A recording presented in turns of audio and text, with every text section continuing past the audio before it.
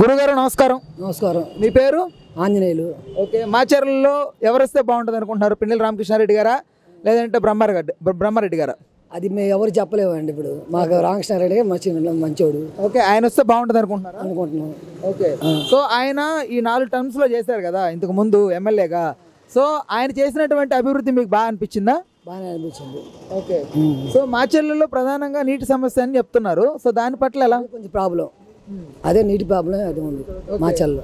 Okay. కానీ ఎటువంటి గొడవలు కానీ ఏమీ లేవు. ప్రశాంతంగా వ్యాపారం బాగా జరుగుతుంది. ఓకే. అది మీ వ్యాపారస్తులకి అంతా బాగుందంటారు? బాగానే ఉంది. ఓకే. కానీ కొంతమంది టీడీపీ వస్తే బాగుంటుంది, బ్రహ్మారెడ్డి గారు వస్తే బాగుంటుంది అంటున్నారు కదా.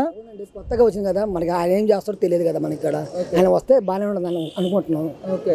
అది ఎవరు వచ్చినా కానీ మీకు ప్రశాంతం లేదు. ఓకే. అది ఓకే. సో పైన ఎవరు వస్తే బాగుంటుంది అనుకుంటున్నారు? చంద్రబాబు నాయుడు గారు వస్తే బాగుంటుంది అనుకుంటున్నారా లేదు జగన్మోహన్ రెడ్డి గారు వస్తే బాగుంటుంది అనుకుంటున్నారు? మన దానికి విషయం ఎవరు చెబుతారండి ముందే? ఓకే. ఎవరు చెప్పలేరు కదా. ఎవరు వస్తే బాగుంటుంది అనుకుంటున్నారు?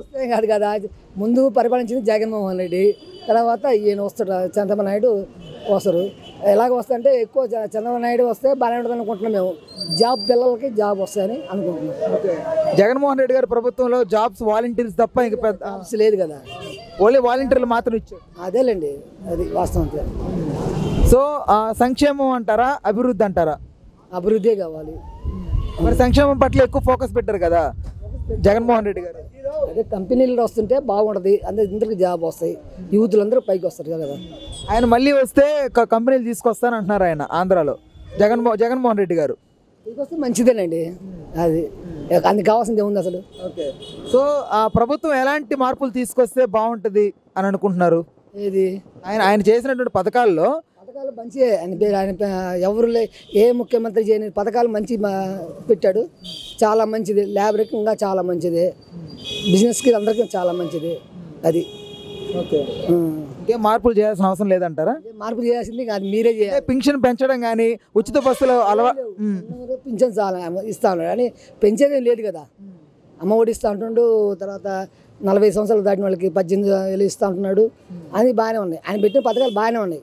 ఏ ముఖ్యమంత్రి పెట్టలేదు, అతను పెట్టింది కాబట్టి బాగానే ఉన్నాయి. అది నవరత్నాలు పథకాలన్నీ మీకు అందుతున్నాయంటారు? అందుతున్నాయి, బాగానే ఉన్నాయి. మళ్ళీ జగన్మోహన్ రెడ్డి గారే వస్తారు అనుకుంటారు? ఎవరు వచ్చినా ఒకటే, మనకి కావాల్సింది సంఘ సేవ చేయాలి. అది. నమస్తే, నేను మోనిక. తెలుగు రాజ్యం ఇక ఊరూరా రాబోతోంది.